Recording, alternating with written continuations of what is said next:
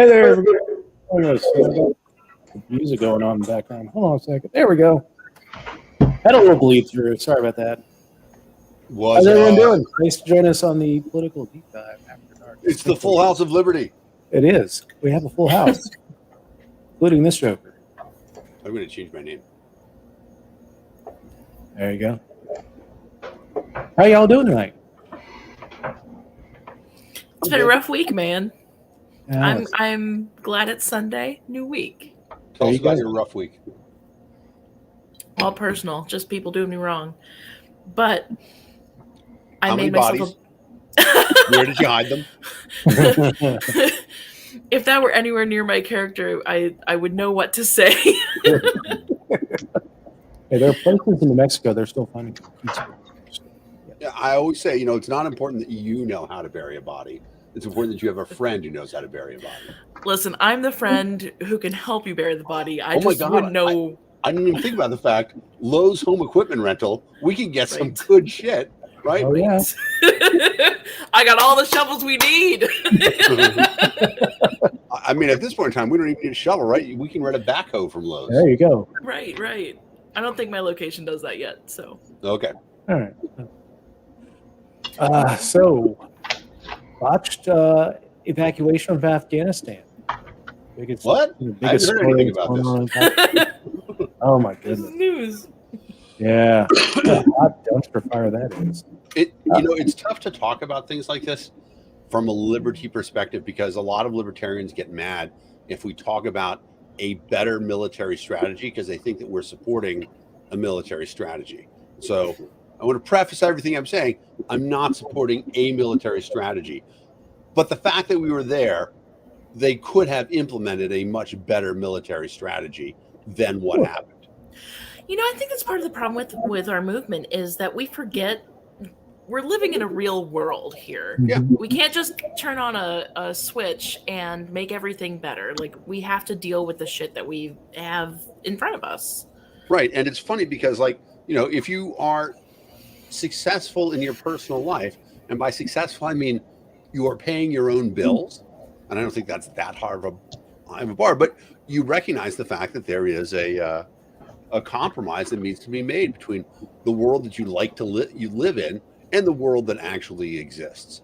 And so, in the world that actually exists, the military could have said, you know what? We're not going to let Kabul fall. Because, the handwriting was on the wall. The Taliban was going great guns, no pun intended. They could have... Our guns. They could have said, you know what? Or even better, what they could have said is, you know what? The military is going to hold all its stuff up until October 1st. They could have made that announcement in July and said, and then they're going to leave. And so everybody who wants to get out should get out by September. And don't expect, the military to do anything else for you up to that point, because the military was certainly holding their own. They didn't. We didn't win, but all things considered, the Taliban didn't want to engage with the military if they didn't have to. They didn't want to take unnecessary losses when they'd essentially won the war overall. So for sure, if they wanted to have a better plan for evacuation, they could have done it. It was just, classic incompetence and the great example of why we should never do something like this. Well, they pulled a Brit. When the Brits left the colony, they did this in Israel. They did this throughout Africa. They would just bug out. They were there one day and they were gone the next day. And all these disparate people they stuffed into this, imaginary country that they just created out of colonies, began fighting each other. And that's exactly what we did. We just, one day we're holding Bagram Air Base. The next day, the Afghans show up for work and there's no one there. Middle of the night. Everything. It's like the Indianapolis Colts.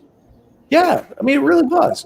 Yeah. But at least no one invaded Baltimore afterwards to subjugate the population. Ring a bell, but yeah. But yeah, I agree.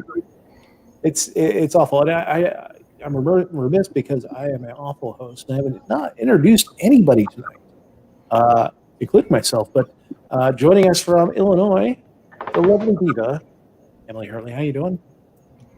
Good. Good. Yeah, I know you. What are you drinking? A butter beer. A butter beer. Very nice. Yes. From Arizona, the Sassmaster General of the Libertarian Party, Tyler Smith. How you doing, Tyler? I'm all right. How are you guys doing? Good to see everybody again after a little hiatus. It's nice to see you again, Tyler. Yeah, good to see you, man. And then from Maryland, Queen Mary's land, plenty of D-fish in the sea. I'm putting the Mary back in Maryland. There you go. That's the way to do it, man. Well, it was good to see you guys. I'll talk to you later. No, just kidding. That's funny. Got the Dad Caucus repping down there in the D-fishes corner. There you go. So, yeah, I mean, this is the weirdest political spectrum I've seen. With you at top left, me top right. Anyway, I'm a little high. Dan bottom right. Tyler. Well, yeah, Tyler makes sense in the bottom left, but You're just like got the Cuban flag and the green on. So I'm I do have red in the background. So I mean, I guess it could be the communist quadrant here. That one is that what? Yeah, it is. Never mind. Yeah. This is so weird. All right. So Afghanistan. So today the U.S. military conscripted several U.S. air carriers, about 18 U.S. air carriers or airplanes from U.S. air carriers to assist in the evacuation of Afghanis. I'm sorry, but they're not really assisting in any way of getting the Afghanis to the airport. Yeah. Again, it's like completely stupid. So first of all, I'm going to ask you a trivia question. Can you name all the countries that border Afghanistan? Okay, so there's China, Pakistan. Oh, you already win because China is the hardest one. So I mean, I'm not going to ask you to name Turkmenistan and Uzbekistan and Tajikistan because they're still renaming them. Yeah, exactly. But to get China is impressive. Yeah, China's right there on the. Well, you were there, Tyler. Forgive my assumption, but I think I'm the only person that's ever been to Afghanistan on this panel. Right. So, we had to know everything about that region. So. Well, that's good. So then, you let me know, Tyler. And then, Tyler, I apologize. I don't know anything about your record. What branch of the service were you in? I was Air Force. I went over as a 2W1X1, also known as a low-towed or an aircraft armament systems specialist. I made bombs go boom. Interesting. So, and where were you stationed? I actually spent some time in Bagram Air Base myself. I spent a little bit of time there in Kuwait and also some time in Qatar. So or Qatar, I don't know. So let's get a better opinion then. Me saying that there could have been a much better strategy is, just me having played a lot of military strategy games. I've had my own bouts with it. Like, I've recently reconnected with my family, talked to my parents a little bit about it. Like, my brother is an Army Ranger, works as essentially a glorified interrogator, which causes a lot of moral conundrums in and of itself. But honestly, with everything that has happened, I guess I haven't been really as reactionary as one would expect, because it's like, what were we expecting to happen? What were we expecting? We have been there for 20 years. We can't beat these people that dwelled in caves and used rudimentary tools and weapons of war. Granted, where they came from is very obvious. Thank you, Charlie Wilson. But it's one of those things. Like, these were people hell-bent, no political affiliation other than to their own righteous cause, They had no oh, that person's a Democratic Taliban or that's a Republican. These people were like, this is our home, this is our culture, this is what we're about. There's no defeating an enemy like that. And I don't know. Yes, there could have been better ways, especially with the ones that we still have in limbo, like the 50,000 plus that are left that we still have in limbo, that helped aid the U.S. mission and everything. As unjust as it was, I do feel some sort of weird moral dilemma with it, because we owe it to those people, because without those people that like doing what they did, even if it was just one, they saved another family from being broken or destroyed.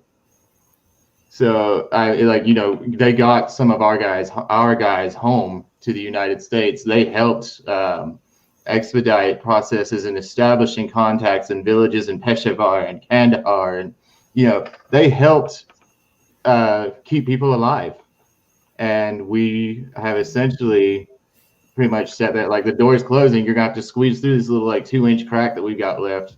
Like we're essentially turning our backs on it, and that's what's bothering me the most about it. I mean, that is the hardest part for me, is that we have this system where originally we were supposed to be out of Afghanistan in May. That's what Donald Trump had negotiated, and Joe Biden got another 4 months out of that. And the fact that we did not start, because if you read the Afghanistan papers at all, you knew this was coming. This would have happened if we had bailed out of Afghanistan right after we liberated, after we overthrew the Taliban in 2001. This would have happened. When you say this would have happened, you mean the complete collapse of the Afghani army and the retaking the extension of the Taliban, right? Yeah, right. There's so many facets to that. Like there's facets of it. Like, yes, it was not stable and it was weak, but there's other facets people don't typically consider. At least once a week, I heard of some Afghan military member being detained and hauled off in chains because they were spying for the Taliban. Mm-hmm. Right? So it's not just it's a complete collapse. Like, they were ready for us to leave at some point. Like they all they had to do was sit there and the border villages and everything there in Pakistan and China, everywhere else they were hiding out, Kyrgyzstan, even as far north that way. They were waiting, and that's all they had to do, because there was no financially sustainable way for us to continue our occupation there. And I'm completely 100% happy that the occupation is drawing down and coming to an end. I absolutely am. I am not okay in any sense of the word, personally, politically, philosophically. I am not okay in any sense of the word with what's going to happen to the people that are getting left behind. Exactly. And, I'm not going to lie. I cried watching the video of the people falling off the plane. Mm-hmm. That was awful. But it's yes, it's awful just to witness, but it's I interacted with a lot of the natives there and everything. It is the likelihood of me knowing one of those people, no, but it was I knew the spirit of that person. Yeah, they're still human beings, of course. Right. And the desperation, everybody's and I get so morbidly tickled by these Facebook strategists that are well, why can't they just stay and defend their own country? Da, da, da, da. These motherfuckers took on a military that is backed by trillions of dollars with some of the most advanced weapons technology we've ever seen, and they still kicked our ass. What do you think they're going to do to little Muhammad over there in Kabul? Because his dad just so happened to be an interpreter in a hospital. It's we get it. You've got a keyboard. You're a badass. Chill the fuck out. It's there we go. Yeah, there's the frustration coming out, but. That's completely. I mean, I'm frustrated. Dealing with my work, and I've dealt with, thousands of Afghan veterans and reading their stories. In fact, one of the worst ones I ever saw was an Afghan veteran, and the PTSD, the broken bodies, the broken minds that came back from that conflict and to watch what it became. And the thing that I want to point out to any veteran who's watching this or who may watch this is that this isn't laid at your feet. What happened in Afghanistan was a failure of leadership, of political and military leadership. If you followed the Afghanistan papers, political and military leadership were lying to gain promotions. They're lying to get campaign donations. They're lying to get reelected. A lot of these generals have retired and are getting a massive retirement benefit from the military. Also known as. Yeah. I mean, I don't mean to interrupt either, but it's like I want to kind of just piggyback on what you're saying because I do know a few veterans. We've been in contact during this whole fiasco, just talking about it because it's where a lot of us met each other, and where we became such good friends. And some of us are now active members of the liberty movement, and activists and protesters that are going out there and trying to initiate change in our communities. And for those people that came out, because I know there are some wings and facets of the party that will never, and maybe rightfully so, will never respect what we did. I don't even respect what I did. I'll be honest. I made bombs go boom. That's the most menial way I could put something on such a severe job. Like, that being said, anybody that actually utilized that and found their way to this movement and is now advocating for peace and advocating to keep people from making these same mistakes, from going overseas and murdering other poor people that were just as poor as you were, and we're all in this. Like, anybody who broke that reality, so to speak, that we're all against each other and came here to this movement to make a life better for everybody, I applaud you, and I want to say thanks for coming with me. So. Yeah, here, because it is a critical thing about it, especially, there's a reason why the draft age is 18. Okay. Because or the enlistment age is also 18, because at 21, a lot of people wouldn't do it. You've had enough of life experience, but 18, you're just out of high school, right? You've graduated from the most authoritarian experience in your life, being in a public school, and somebody comes up to you, and this is one of the fascinating things. Adam Kokesh has a bunch of really interesting tapes. One of them that was just amazing was I don't even know exactly where he was, but this giant guy comes out and he's like, "I hear you're talking shit about my army."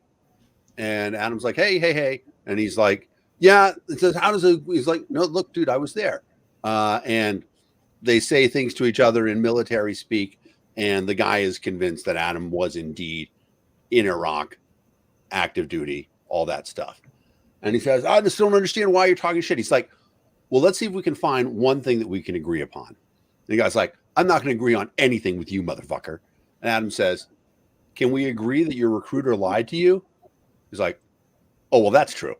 So, immediately, right. And immediately, there's that thing. And so, you see the stuff that recruiters are doing. And my friend Jeff Lyons, who I think a lot of people know, Jeff talked about the fact that, the end of his service was when he was on disability, and they made him a recruiter.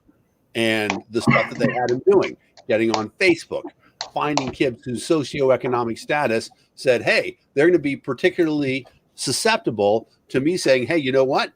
You sign up and you're not going to have any money to spend. So at the end of this 6 months, you're going to have a $20,000 bank account that you can go out and buy whatever with, that sort of thing. And of course, that's incredibly tempting. They don't think about it. And then, of course, they don't say anything about, oh, you're going to be going into combat. We are going to train you for your next career. We are going to teach you. how to be a computer scientist. We're going to teach you, how to be a police officer. You're somebody who wants to help people. We're going to train you all that We stuff. give So you free college. You can afford a new car. You can do all of this. You have this independence that you never had before. Because like all that other nonsense too. Because like they fluff it up about what they're going to teach you, but they'll also throw in. And I did some time as recruiter's assistants.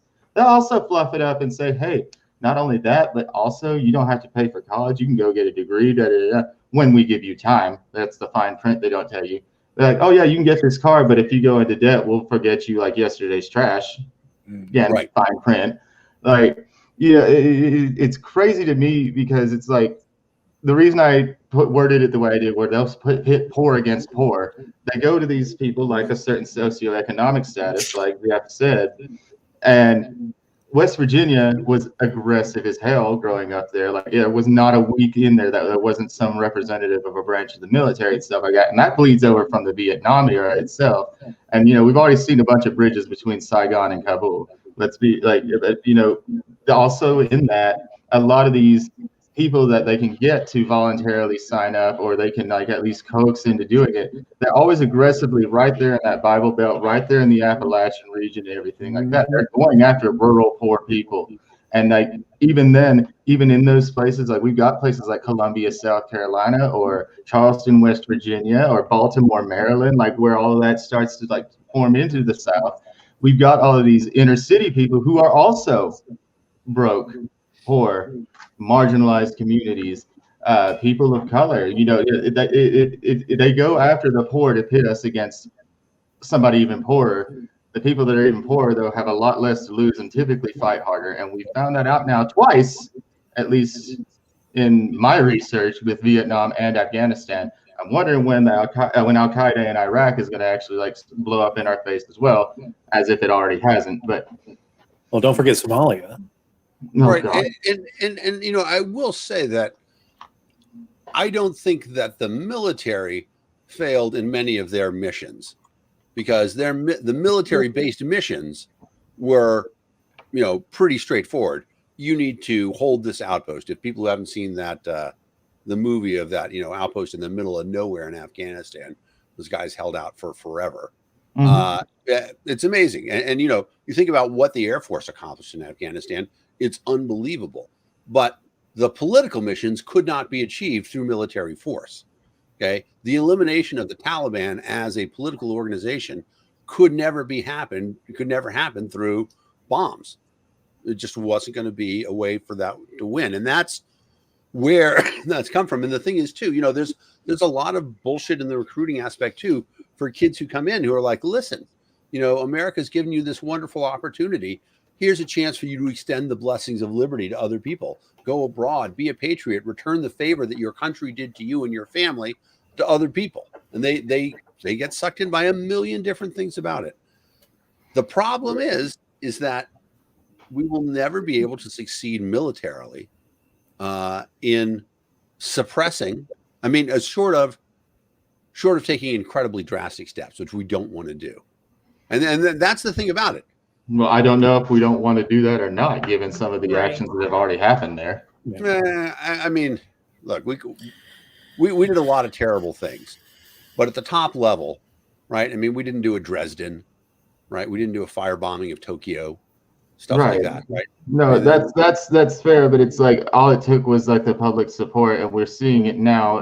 And fortunately or unfortunately, depending on whether or not we like living in this type of world, but we see that public support from even the edgelord shit asses that like to comment and say turn it into a parking lot. We're seeing a lot more of that now, and that's the scary part. All it takes for them to actually pull the plug on something that drastic is to have the public opinion court rule in their favor.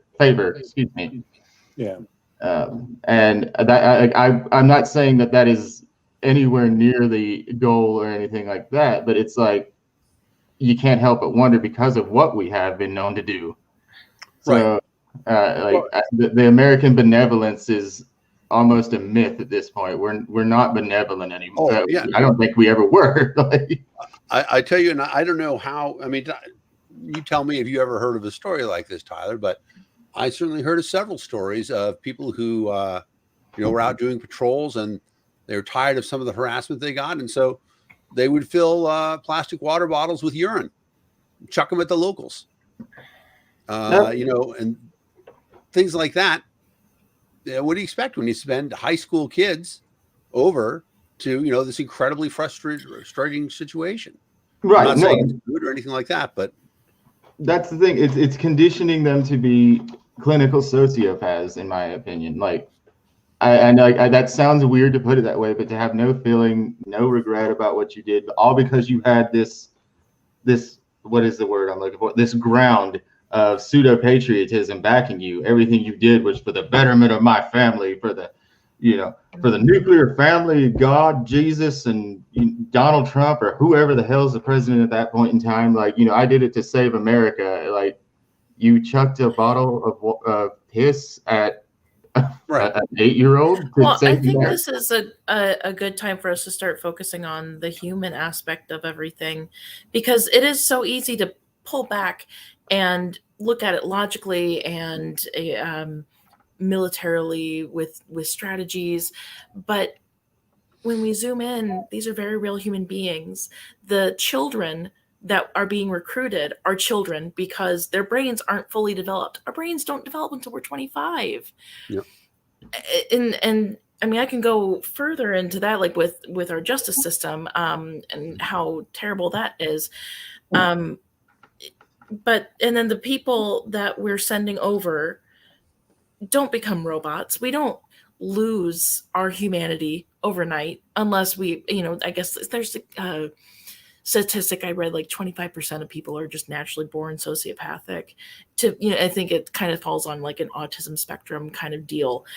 Some are more psychopathic than others, but so nature notwithstanding, the vast majority of people we send over are human beings, and PTSD, CPTSD, not to mention the things that they have to live with that we did to other human beings, innocent families in most cases, or people just trying to defend themselves.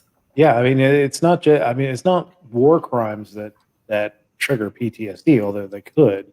It's simple act of defending yourself and killing somebody, and it turns out to be a 15-year-old with a Kalashnikov. I mean, that's got to be traumatic. I mean, the sheer numbers of PTSD cases that I've seen coming from Iraq and Afghanistan are just. I mean, it's heartbreaking. People. At cost of war is, only a few thousand people died in Afghanistan and Iraq. But they don't count the fact that we had so many people lose limbs. We had people that are just broken mentally and are just being pumped full of poisons to deal with those mental issues because we can't see our way to proving things like psilocybin and cannabis for their treatment. It's awful. It's like, yeah, and it's natural. It's the brain's natural response. So I really just want to take a moment, and anyone who's watching who has PTSD and CPTSD, please be kind to yourselves. You didn't ask for this. You didn't deserve it. It is your brain's absolutely natural response to feel fragmented in response to the very traumatic event that you experienced or events. Yeah. There are many books. If you aren't ready to talk to someone about it, there are many books out there that will help. Like The Body Keeps the Score by Dr. Oh, shoot. It's a Dutch name. I can't remember it, but The Body Keeps the Score is the title of it. And it was one of the groundbreaking books about PTSD, and he started as a veterans Bessel van der Kolk. Yes, that's it. Thank you. So he started with military personnel, and it's beautifully written, but it goes into the medical reasons of what happened and how you can change it. So if you can't get help by talking, do get help by just picking up a book if you can. Sure. Absolutely. And hopefully, I mean, I don't even want to call this a good thing, but at least the one thing that we have seen come out of the clusterfuck has been that treatment of PTSD and other neurological issues, traumatic brain injuries, things like that, has gotten so much better. I mean, I hate the fact that we have to medicine go to in war. general has gotten better because of wars. I mean, there's a lot to Right. say for that, but at Right. what There's cost? correlation between war and the need to heal people. And so, Right. sadly, wars do teach us that. But, Yeah. the cost is enormous. I mean, it's obviously we have this enormous amount of wealth in this country. And the idea that we go to war and we use our wealth to help people by giving them billions and billions and billions of dollars worth of bombs and destruction in their country, when we could be trying the other thing, right? And in fact, we've seen the other thing work, right? You look at what happened with Germany and Japan, right? And the Marshall Plan. And I'm not in favor of government spending money overseas, but if we're gonna have a giant government, it's gonna do these terrible things. Well, let's try the other thing first, right? One of the fascinating things about it is, it's not quite fair to say that two democracies have never gone to war, but mostly that's true. But wealthy countries don't go to war anymore because they have too much to lose.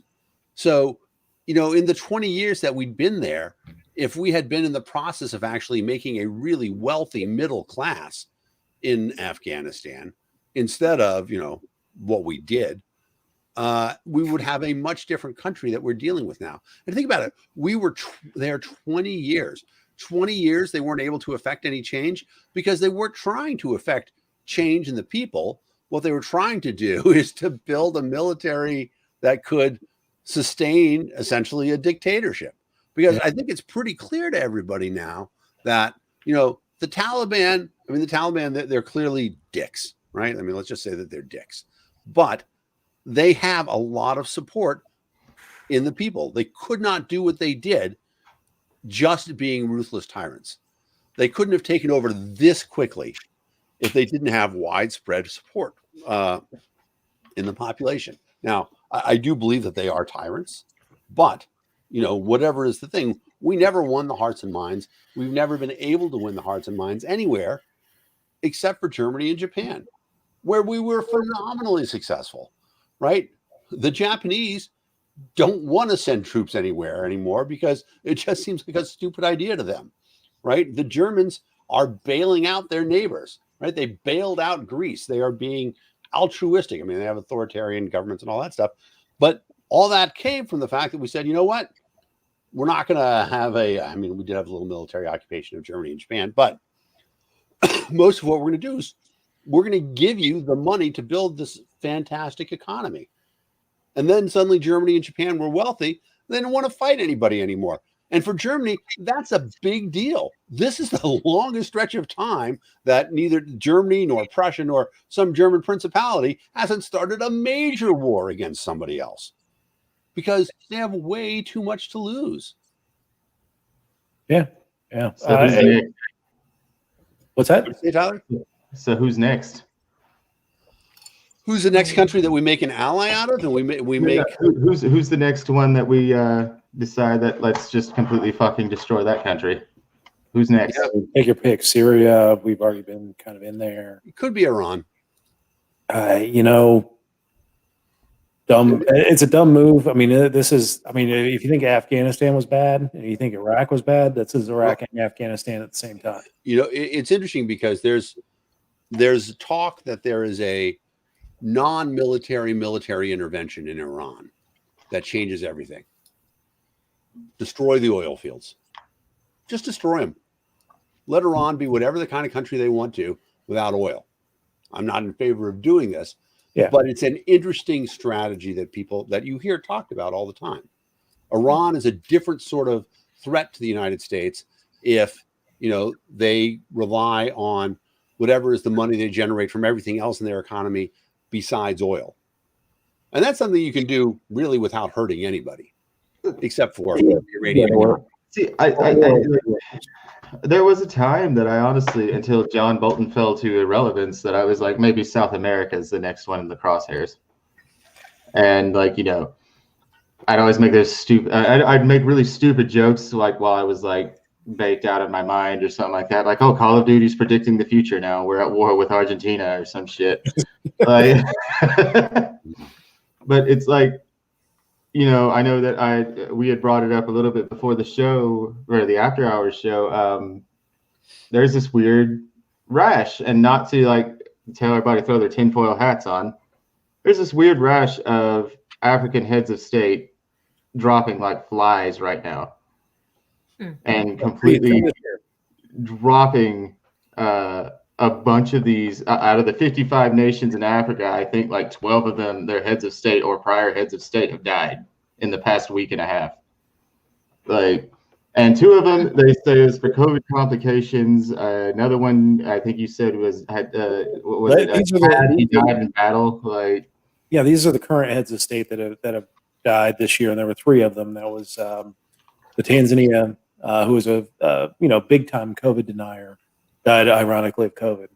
Ivory Coast, their prime minister died of COVID, and one of the longest serving dictators, Idris Deby, in Chad, rode to the front lines to be a badass and got killed. So you know what?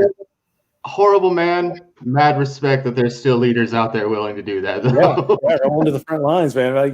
Hey, that's pretty impressive. But yeah, he met. You're desperate, but god damn it, you're a badass. But yeah, and yeah, there have been former leaders that are kind of biting it on the daily in Africa. I actually know that not Botswana, Zambia just had a longtime leader get not overthrown. He was doing an election. And then Mugabe left 2 years ago in Zimbabwe, right? Yeah, 2 or 3 Last years year, ago. 2 years ago. I don't know. But I want to say, like, there was another one, like he's the former prime minister, but because he was more liberal than what they were used to, he just got assassinated. Yeah. It's been weird watching this develop, because I know we started ramping up deployments to Africa right as I was getting out, mostly like places like Djibouti and some of our more friendlier nations, so to speak. Ironically, just all around Somalia. But it like I like, it's just weird to me, like, with these power structures changing and these heads of state just up and dropping like flies and everything like that. Like, where, like, that's why I guess it like would bleed over to me. Like, where are your crosshairs? Where are we going? Like, come on, State Department, Department of Defense. What are we doing? Where are you guys? What is going on in their little psychopathic meetings you have behind closed doors? Like, we were talking about this on the main show. It's like this has been the longest grift of money from the United States taxpayer to the military-industrial complex. Over these last 20 years, I would argue probably over the last 30 years since the original Gulf War. Now that we're kind of sort of out of Afghanistan, we're kind of sort of out of Iraq.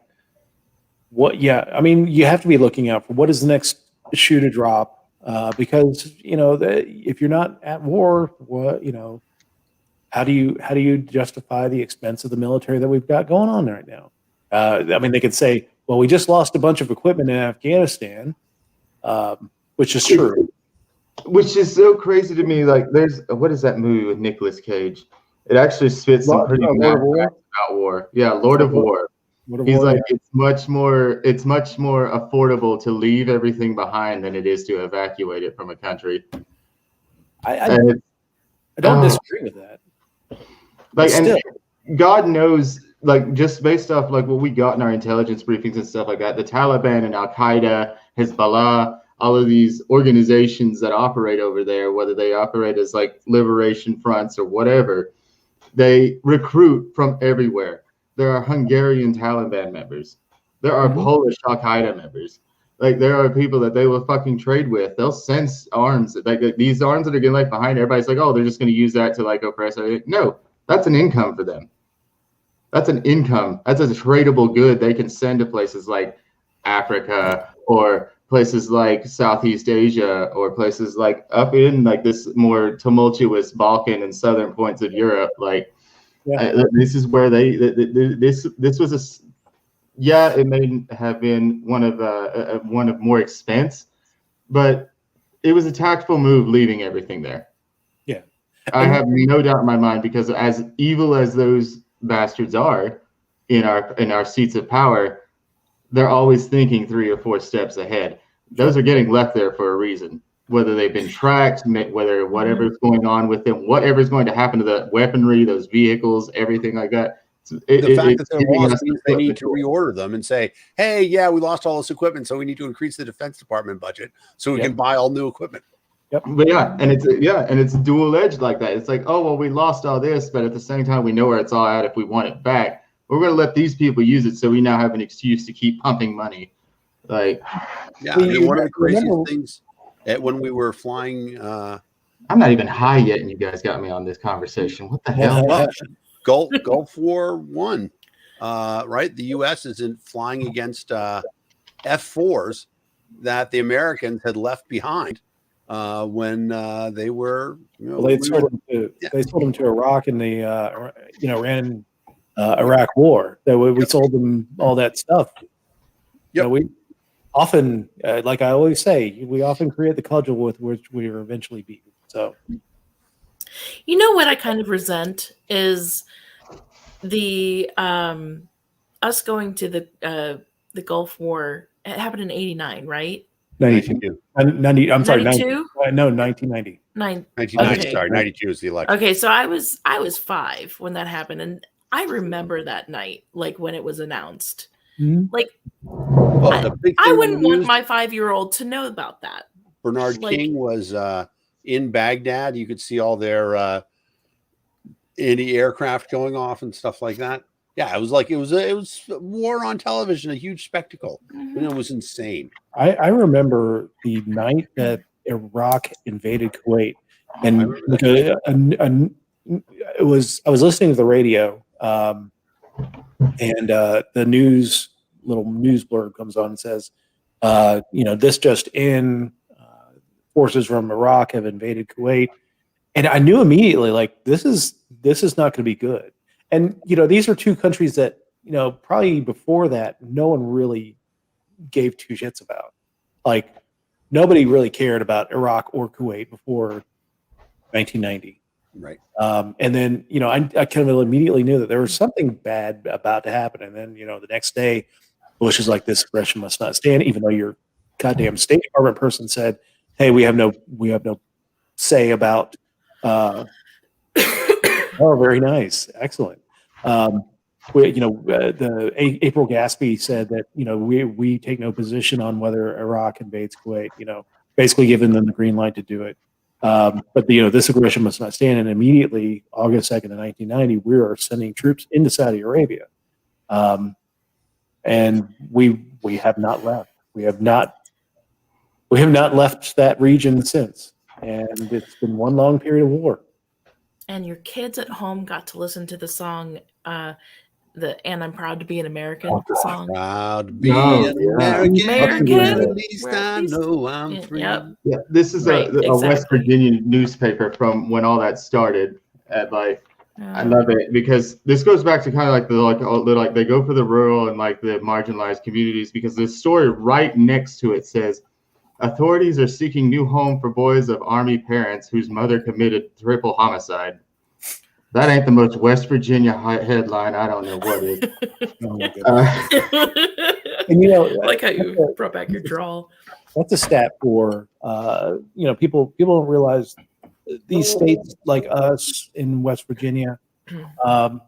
We're like 40 something in population in the country.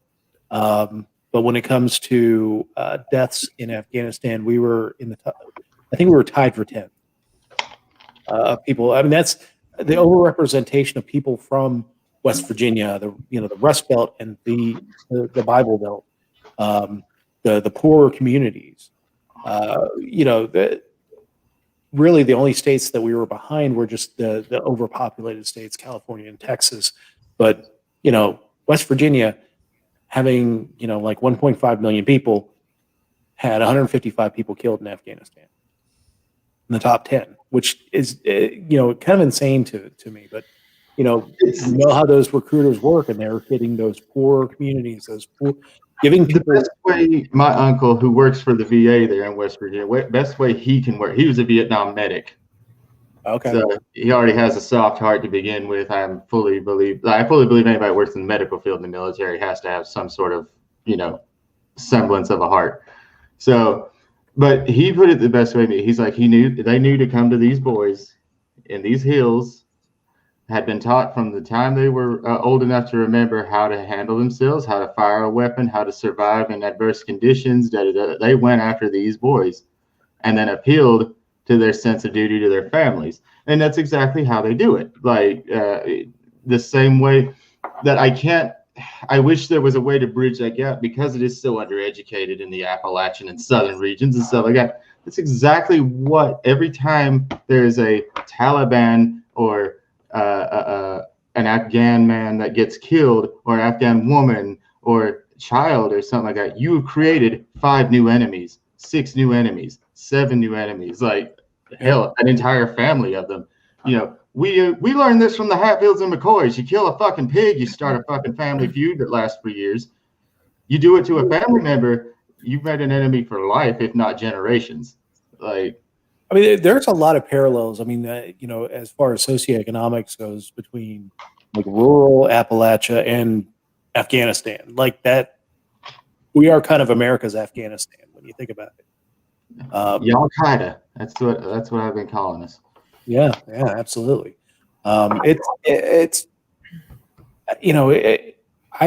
hate watching military recruiters target kids, and it's not just appealing to their sensitivity. A lot of these kids have been told that you're never going to get out of this town. You're gonna live here forever. You're never going to make anything of yourself. And maybe they didn't get the greatest grades in high school, and they're not going to qualify for college. So go be all that you can be in the U.S. Army. And it's appealing if you've been told that you're never going to get out of this county that's economically depressed and losing jobs and losing people.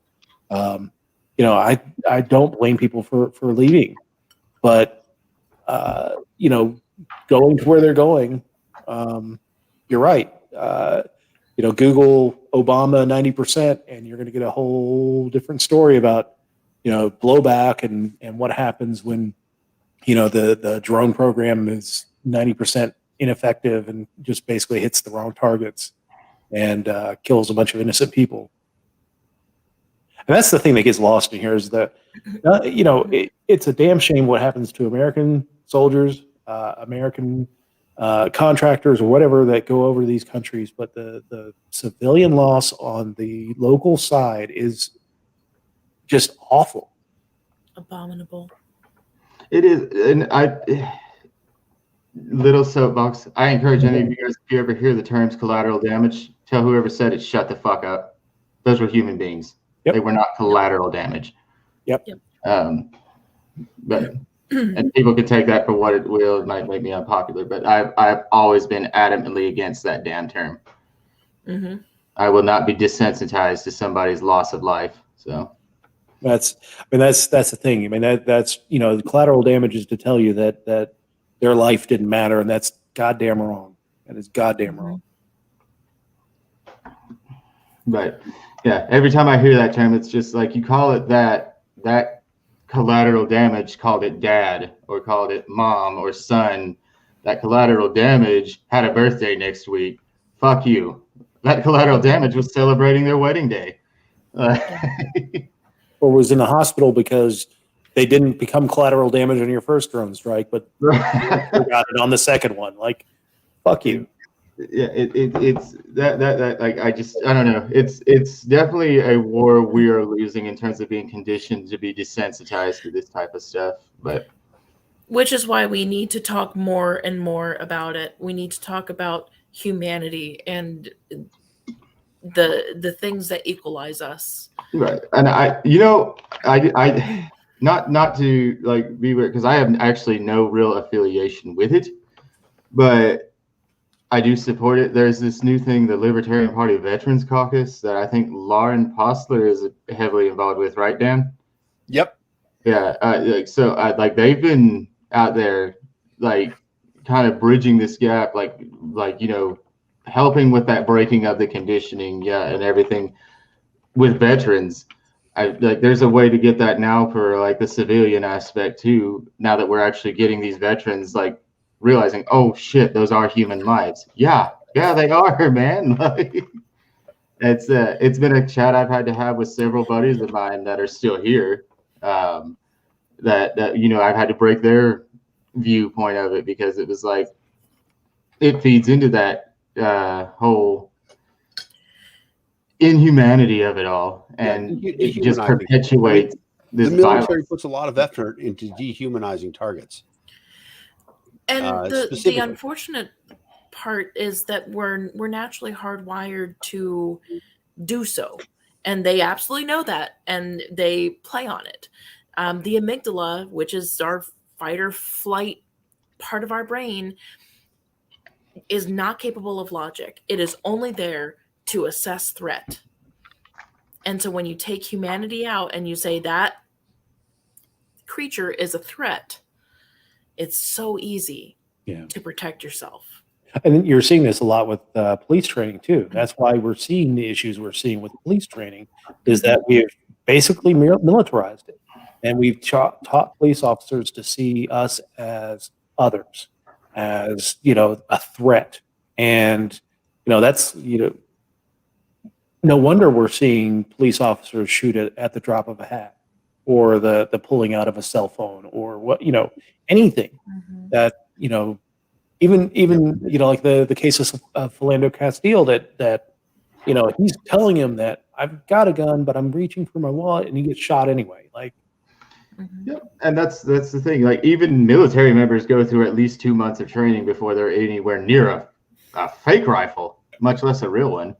Yeah, I don't know. So it's that they're working hard now that they know they can desensitize us abroad with complete strangers. Now they're working on turning us against neighbors at this point. Yep. So yeah. Whew. Again, this topic really frustrates me. Sorry, guys. No, we're right. Well, we just hit the point where we're supposed to move on to something else anyway. Yeah.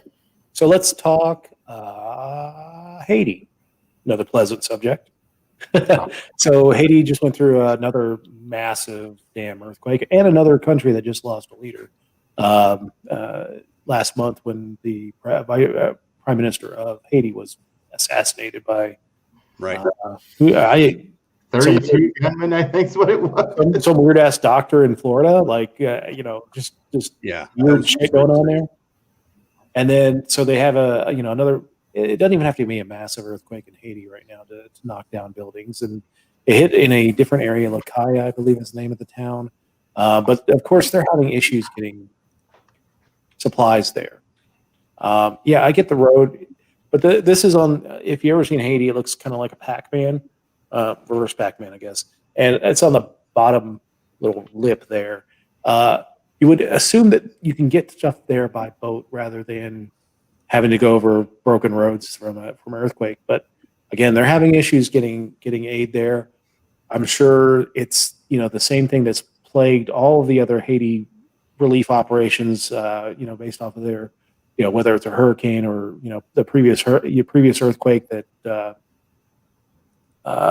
That was a massive grift fest there too. I'm thinking that all the aid that people are donating rightly to Haiti is probably getting sucked into some kind of grift right now. Yeah, the Haitians are already calling that out too.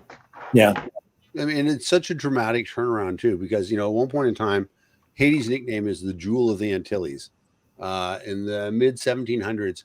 50% of France's GDP is coming from Haiti. It's this incredibly productive country.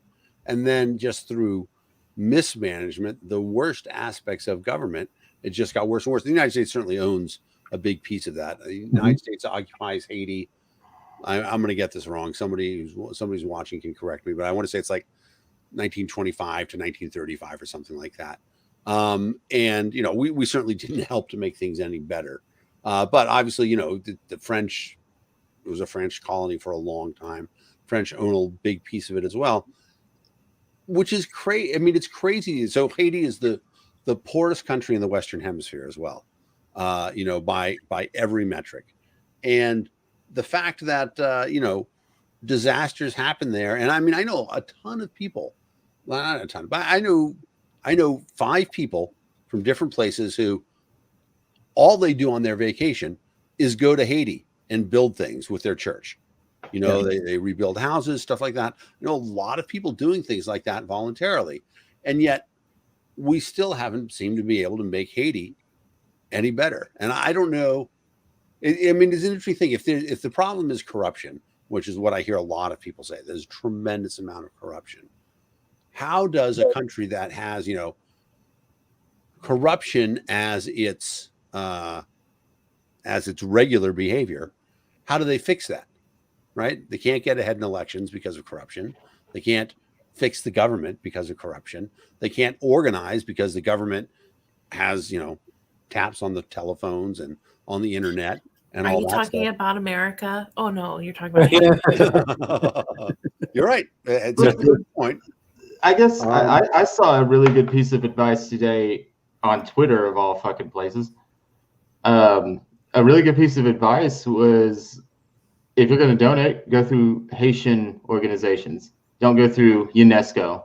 Don't go through the Red Cross. Don't go through anything like that. Go straight to the source. Especially if you bank with things like Wells Fargo or one of these banks that actually deal in foreign currencies and can translate what that would be in their denominations. But go through the source of these like nonprofits that they legally are allowed to have under their constitution and everything like that. Those are the ones that are actually impacting. And little bit anecdotal, but I work with a friend of mine who works with a Haitian GSM organization, and a lot of their profits, like that's 100% what it goes to, helping GSM youth or helping them, fund education for GSM students and stuff like that. A lot of these organizations that are operating outside of Port-au-Prince or something like that, like those are the ones that will actually get your money directly to them. The Red Cross claimed that they donated 91 cents of every dollar after the 2010 earthquake, but Haitians are like, we didn't get it until 6 months later.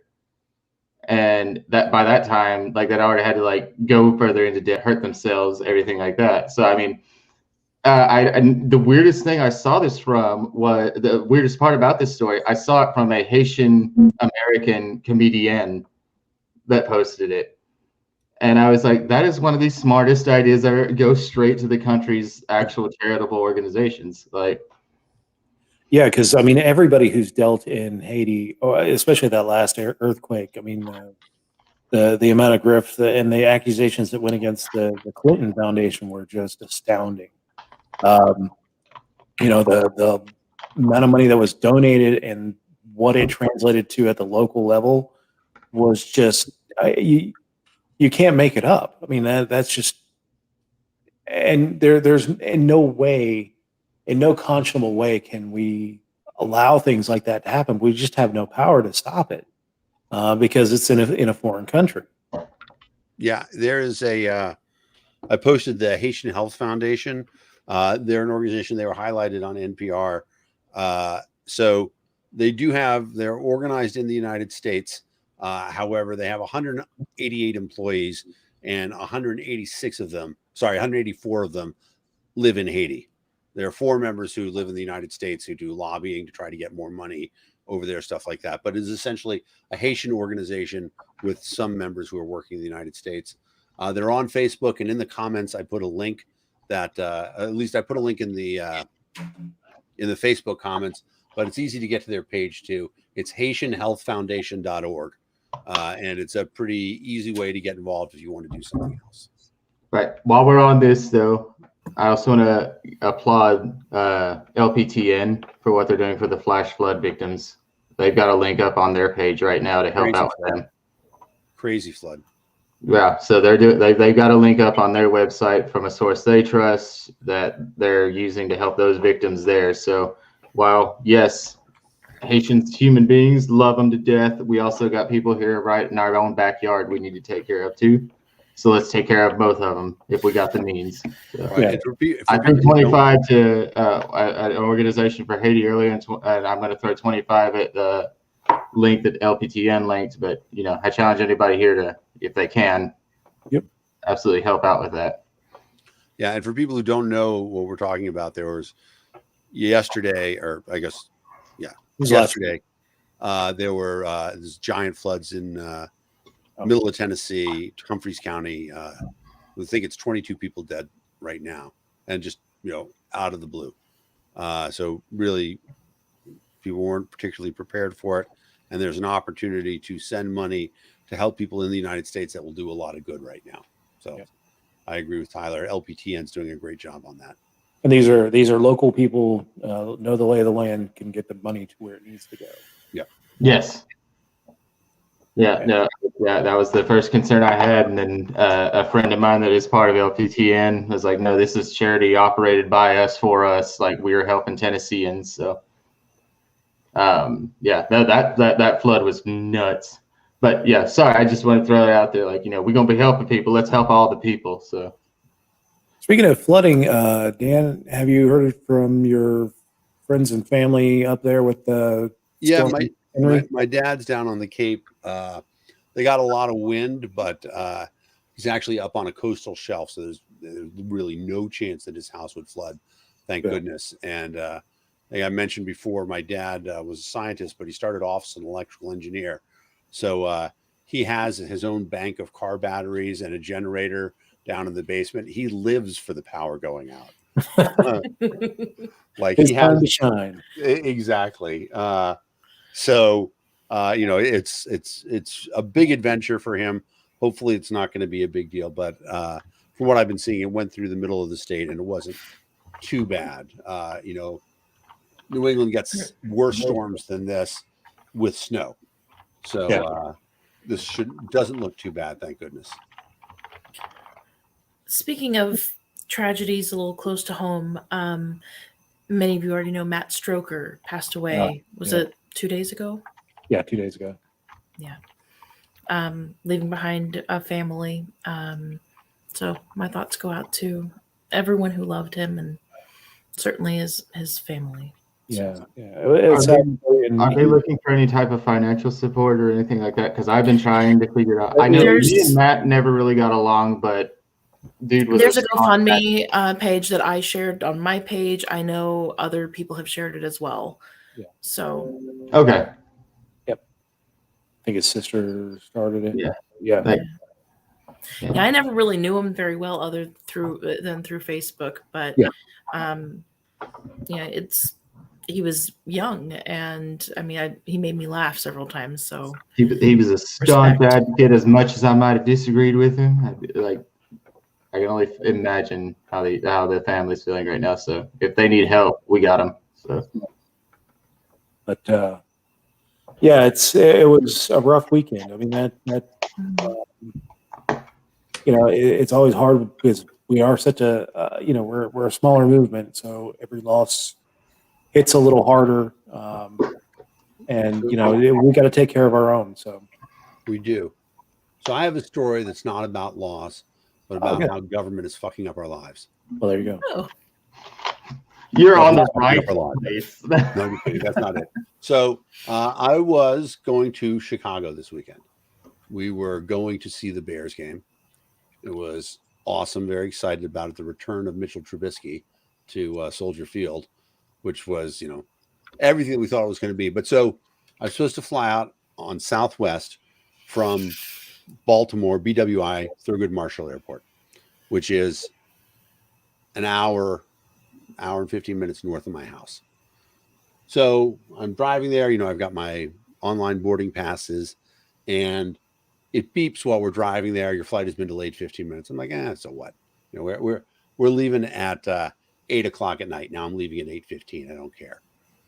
We get there and I see it's been delayed to 8:30 as we're parking the car in long-term parking. We get on the bus and we take it in. And I don't know why I even bother to park in long-term parking, because parking is so cheap at Baltimore Airport. So economy parking in Boston, what I'm used to, is $28 a day. Economy parking at BWI is $7 a day. It's insane. Oh yeah. Yeah. So we get there, we get to the airport, and then this is just a general life lesson. I'm like, all right, let's go to the gate. And my wife's like, well, let's just check the board to make sure that everything's okay. I'm like, well, it's going to be fine. And we check the board, and there it says the flight is canceled. So thank goodness that we looked at it then, because otherwise I would have been screwed, because we would have been through the security border. So get in line to talk to a Southwest person. And I'm also looking on my phone. I'm like, is there anything else they can do to get us out of here? And there's not. But we have to be in Chicago on Saturday, and it's now Friday at like 7 o'clock. And the Southwest person says, yeah, no, I'm sorry. And then she explains to me a story that I hadn't heard before, which is that when they laid off or furloughed all the pilots during COVID, they can't just bring those pilots back online, because they have to go through a 6-month retraining period to make them active. And so that's why there's this incredible pilot shortage going on right now, which is dumb. In my opinion, I mean, I do want to train a pilot, but I would think that, that I'm pretty sure the government's making this problem worse. So fortunately, we were able to get a ticket out of Reagan at 10 o'clock at night. So we have to get back on the bus to take us out to economy parking, get on the thing, drive back down. We make it like with, minutes to spare, but we get on an American Airlines flight from Reagan, and we can't even go to Midway where we were supposed to go. So we have to go to O'Hare, and then we'll have to take a, Uber. And that's another thing. Uber's so crazy expensive. We should talk about that right now. Oh goodness. Yeah. But as we're flying out, my wife says to me, now, are we flying back on the flight that we were originally scheduled to? And I'm like, yes. She's like, well, that takes us back to Baltimore, and now the car's in Reagan in DC. Look, well, that's a good point.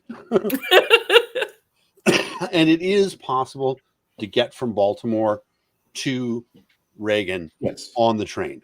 Yes. But it's kind of a pain in the ass. It takes like 2 hours, and I didn't want to have to do that. Fortunately, Southwest said, yeah, we screwed up your flight. We will fly you back into Reagan. You can change all that up. And that was great.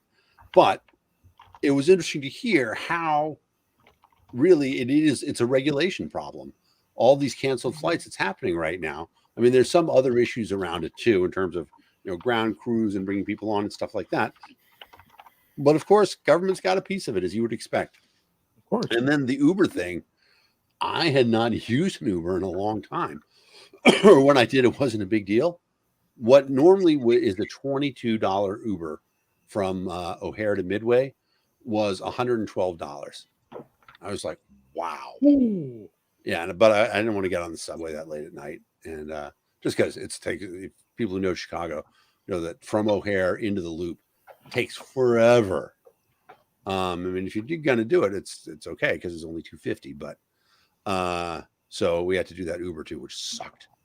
And then, that's another thing that, in theory, right? If surge pricing worked the way it was, if Uber didn't have all these crazy restrictions on them, when prices go high like that, more people are going to show up to drive, because I'm sure that there's a lot of people who would be happy. And so I don't know how much Uber takes for each ride. I'm surprised that I don't know that. But, let's just say that it's 10%. It's probably something we can look up. But, $120 ride for an hour's worth of work, that will usually bring a lot of people out if Uber and Lyft and those other places are allowed to run themselves freely. But of course, they're not. And we see that under assault everywhere. And now what's the anti-contractor bill that's in Congress right now?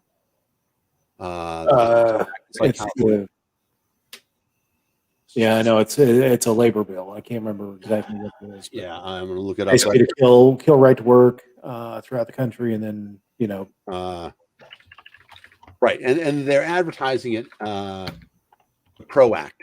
That's it. PRO Act, yes. Yeah, and right, it's such bullshit. It's essentially modeled on California AB 5, which said that Didn't that you fail? can't right, that you essentially, it's hard, you can't hire people as contractors to work for your company.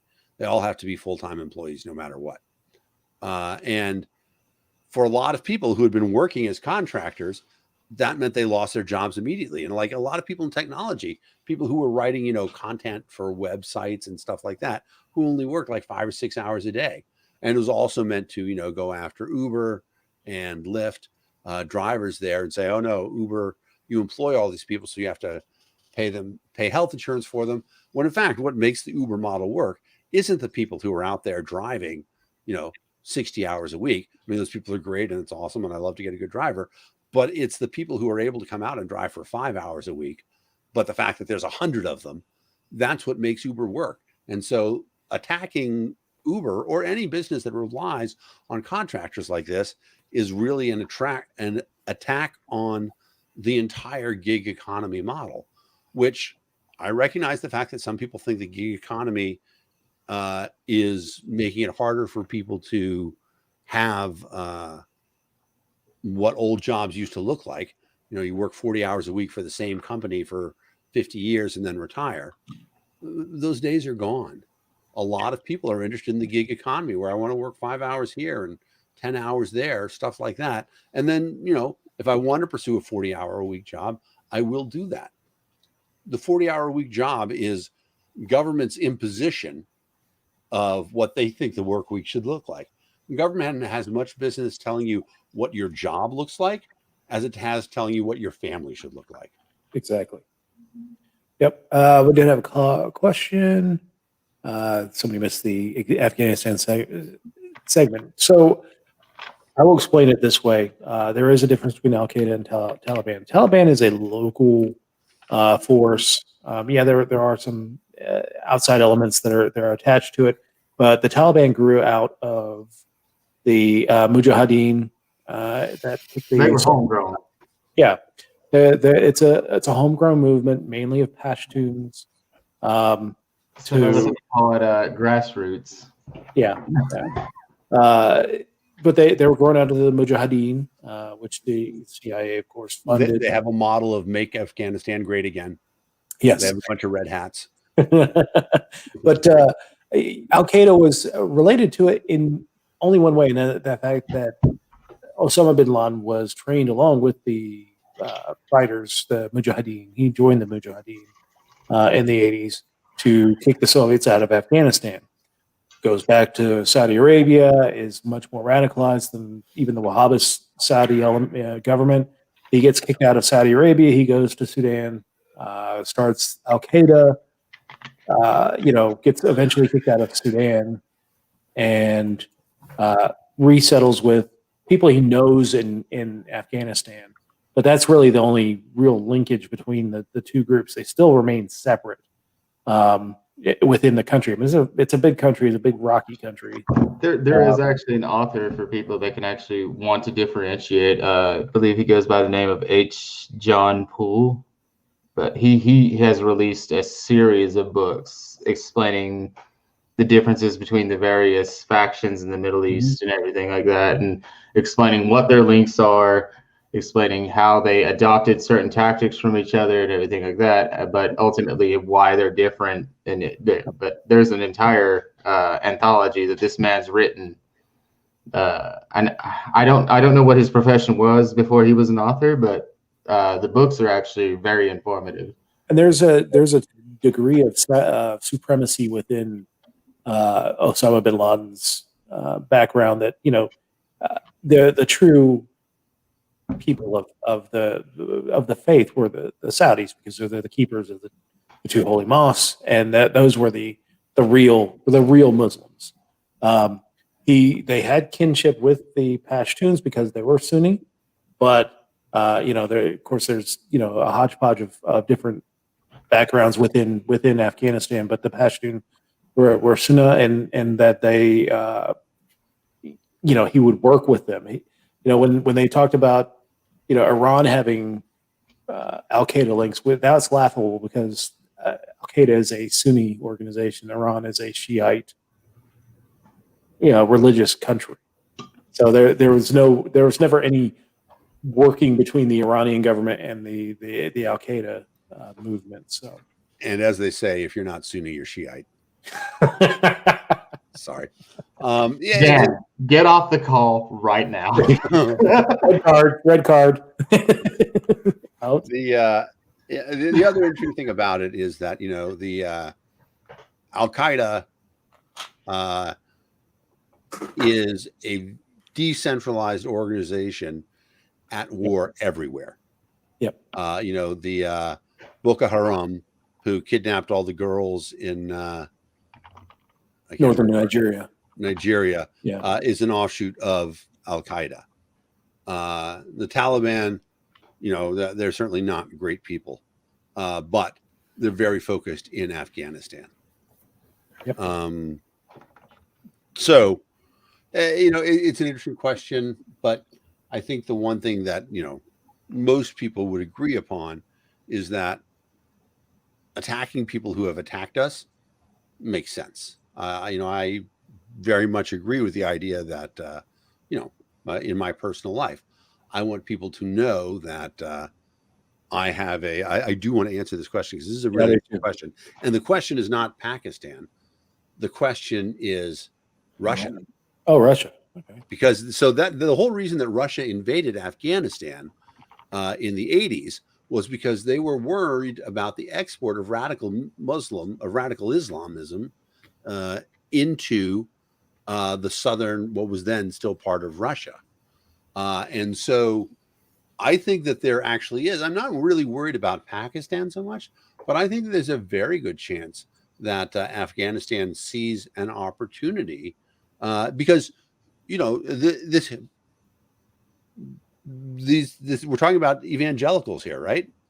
I mean, that's really what they're interested in. And I mean, I say this all the time. I mean, if you truly strongly believe that your religion is the right way, and that There's you should be out reward there in the converting afterlife. people to it, the Taliban should at the very least be sort of, publishing books and shipping them to, other places. But I mean, all of Afghanistan's neighbors are worried about the export of that brand of radical Islamism. I don't know. Given the way the question was posited, though, like what about Pakistan's territorial sovereignty? Pakistan is inextricably linked to the Taliban's victory. Absolutely, it is. Like what Saudi Arabia is to the global terror network, that is what Pakistan is to a very nuanced form of it in the Taliban. Pakistan has a vested interest, whether it's to keep refugees out of their country, keep money flowing through them to be the expedient of weapons or something like that. They're very heavily involved with this. Their territorial sovereignty being affected by the Taliban's complete and utter takeover, again, against the Fourth Empire at this point. I feel like that was a very, like you said, it's a really good question. And it's like, you asked us what we felt on it. I feel like Pakistan's territorial sovereignty is already fallen. They've already got a Taliban sympathizer in Islamabad. And more than that, territorial sovereignty against whom, right? Pakistan and India have been at war, since time immemorial over Kashmir. And it's a very fluid border, anything. And honestly, we're people who say, you know what? Both countries would be better if they dissolved that border anyway and just had free trade running back and forth across the country. Because we've talked about this coming back around in full circle. Let them make each other wealthier. Yeah. Okay. If they have, wealthy lives, no wealthy country wants to start a war where somebody who has the ability to fire a missile from 1,000 miles away and blow up a specific building can blow up your factory or your farm or anything like that. People who have too much to lose don't want to go to war. I mean, United States, we're like that, right? I mean, when did war become real for us? When the war on terror hit home. That's when people are like, oh, hey, maybe we don't want to do this stuff because we also have too much to lose. We could have this peaceful lifestyle if we practiced peace ourselves, but It'll be nice. we don't, and so we're embroiled in war. Yeah. Be All the right, so let's- cutest in the world, always. Yeah. All right, so let's end on some happy news. Dan, I'm getting to see you this week, man. Yeah, I'm excited about that. Yeah, we're We are flying heading into out to Denver. Denver for the LP's 50th birthday party. And then Sunday morning, I'm going to say, if people want to, if they're not done with the festivities, there's a breakfast People for Liberty is hosting with Joe Jorgensen, peopleforliberty.org/co-breakfast. Just go to the People for Liberty website, look under events. You'll see it there. Yeah, I'm excited to hang out. And, this is like the best kind of event that the Libertarian Party's put on in a long time, because most of the time when you go to a Libertarian Party event, you have like stuff to do, bylaws and meetings and voting crap, stuff like this. None of that is happening here. This is just, we're getting together for a party all night and all day. And that's going to be great. I mean, all night, like Friday night is going to be, there's a little bit, it's a sit down dinner, stuff like that. But Saturday we're at a yacht club, and you're saying, how can there be a yacht club in Denver, Colorado? And that's a good question. But we're going to be at the yacht club, and there's all sorts of fun stuff happening. There's axe throwing and a shooting range. You have to bring your own ammo to the shooting range, but it's still a fun place to be. Word of warning, though. Tara DeSisto told us about this one. Do not bring ammo on a flight. If you're flying out to Denver, do not bring ammo on a flight. She actually had some stuff from the LP New Hampshire. They had like a swag bag they gave at their convention, and part of the swag bag was ammo. She didn't realize it was in there, and she had put it in her carry-on. She put it in her carry-on and got the Blue Gloves of Freedom on steroids. As it turns out, they noticed. But I mean, right? I mean, obviously, I think most libertarians will know the correct way to check their own firearm and ammunition and all that. Yes, check. I mean, the thing about it is, it's frustrating because, I mean, that's like, if you want to bring a lot of ammo with you, it's not efficient to fly it out there. But like, I'm already hearing that, I mean, like everywhere else, there's ammo shortages in Colorado. Yep. But so you'll both be at the LP 50th then? Yes. I'm looking forward to it. I'm going to. I am trying to get there. That would be fun. I'm going to wear 2 pins. Be kind of fun if I can sit behind a little hotel desk and do this on Sunday night. Well, Sunday night, I'm going to be sitting in an airport waiting for my red eye. Sunday, I'm hanging out. I'm flying back on Monday, actually. Are you? Not to rush anything. Yeah, well, I'm landing at like 6 o'clock in the morning at Dulles, so that's the worst. Yeah, well, I'll drive back and pour myself into bed and sleep off Monday. Yep, I hear you.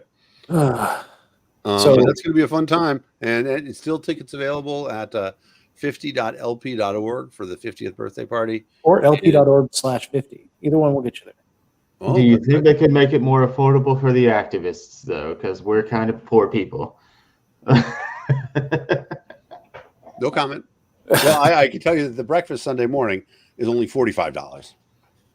So, yeah, if you want to come and hang out, and you have to register for it. I actually thoroughly enjoyed hanging out with Joe in Florida. Not gonna lie, I thoroughly enjoyed it. I think that is the best way to really get to know Joe. Is in a situation where you get to hang out and just have an actual conversation with her, because she's a liberty activist. She's been doing this for a really long time. And, I liked her as a presidential candidate, but I like her much more as a person that I just get to hang out with and shoot the shit with, because she's seen a lot of stuff. She understands a lot of people's motivations. And although she has a lot of stuff to say, she's also very respectful of listening to other people's opinions. And unlike a lot of sort of high-end public figures, if you've got a good argument, Joe will hear you and you might change your mind. No, I think that's why I thoroughly enjoyed. Like, there was a couple of things that she had asked about, like from a radical anarchist aspect and everything like that she actually heard me out on. So it was nice to actually have that conversation with a presidential candidate and not get shouted down. So yeah, yep. So it should be a fun time, and then there's actually a lot of stuff coming up after that too, right? Next weekend, the weekend after that is Louisville, or is it 2 weeks after that? Yeah, unfortunately, I won't be in Louisville because I'm doing Right. And then the weekend after that is Atlantic City, right? Yes, I believe so. Woo-hoo! That's an LP training in Atlantic City. My training will entirely be about blackjack and craps, but I know that people in the LP need that training, so I'm excited about that. And then there's one other thing coming up. It's a pretty big 4 to 5 weeks coming up. well, there's the rally against political corruption that's going on in Montgomery, Alabama on Tuesday. By the way, Spike's going to be there. Vermin Supreme's going to be there. I was intended to be, but due to some pandemic-related incidents, I'm not going to be. I was exposed, so. There you go. I appreciate you being a libertarian and being concerned about not causing harm to others. Thank you, Tyler. Oh well, yeah, but that's also that. And let's be real. There was also some fundraising lapses there that I'm not going to be able to afford to go either, because there's only 3 major airlines that fly into Alabama, because it is obviously a mecca for tourism. It's funny because people were talking about the fact that the best solution for all the people in Afghanistan who want to be free is that we could switch them with people in Alabama who don't want to be free. They're not really going to lose anything. Right. So yeah, there's that event too. So if you guys get a chance, just saying, like get on some of those lives or something like that they're doing down there. It's a rally against political corruption. Jonathan Reels is running for Congress in Alabama right now. Fantastic libertarian, like Nice. fantastic guy. Like I only know him from online. This is supposed to be me and him meeting in person, and I feel so horrible I can't. But he's one of the candidates that are going to be there for Alabama. One of the more known ones that we've got running for the LP. So you ever want to check him out? Jonathan Reels. I think it's Jonathan.cash is how you donate to him. It goes directly to his PayPal. They're trying to raise $5,000 by the end of the month. Nice. Which he's going to need going up against Kay Ivey and her bunch of despots. But yeah, but there's also that event going on for anybody that's in the Appalachian region that wants to take a little 5-hour road trip. Go on down to Montgomery, show your support. Vermin Supreme's going to be there. Spike Cohen's going to be there. I believe Angela Pence is supposed to be there. She's running against Marjorie Taylor Greene there in Georgia. Wow. Good. That'd be awesome. I would love somebody to school her on that. Hey, Dave, I just got a private complaint about this broadcast. Sweet. That it's not public. You have it set on Facebook to friends only. So that's the problem with Facebook. Gotcha. I've got it. You I've should got it share set. the YouTube link. Yeah, I did share the 2. I've been kind of. Hell yeah, Emily. We just preached to everybody on Dave's friends list. That's right. This was a good posting episode too, Dave. Way to I go, know. bud. I know. So that's the problem. I mean, I get a lot of views on the Facebook channel, so I don't want to leave it out. But yeah, if you want to make comments and share them, hit my YouTube channel. That is the best place to view, and if you want to make a comment for us to comment on, we will be happy to make comments on those. Good stuff. Yeah. All right. Well, we're coming up to 11 o'clock, which I think we hit a natural segue as well. Yeah. And I still have to unpack. That's my excuse. Yeah. We're at the witching hour, I guess. I got to go to work in the morning. So thanks everyone for joining us this week. Been a very heady conversation with our stuff on Afghanistan, but it's a needed conversation. The guest I had this evening, Craig Bowden from Utah, he's starting an accountability pack on Afghanistan. to hold these politicians that and military leaders. There needs to be investigations into what happened in Afghanistan with Congress. We need to get these people that were in Congress and abdicated their duties, especially with the AUMF and what happened with the Afghanistan papers and being lied to and handing out stars to generals and getting campaign contributions. We need to get those people out of office. So we need to keep a highlight on this. It's not just the clusterfuck that has been this withdrawal in Afghanistan. It is everything that happened in Afghanistan. All the blood and treasure spilled on this issue. So again, keep the feet to the fire, and we'll see everyone not next week, the week after. In September, I don't have a guest lined up just yet, but we're going to try and get a show on the Canadian election, speaking to the new leader of the LP of Canada, or somebody representative of the party. And then we're going to do a palooza for any candidate that's running in 2021 for November, particularly those in Virginia and New Jersey, and get them some press before they go into early voting. So anyway, thanks everyone for joining us this evening, and we will see everyone next week or 2 weeks. 2 weeks. 2 weeks. 2 weeks.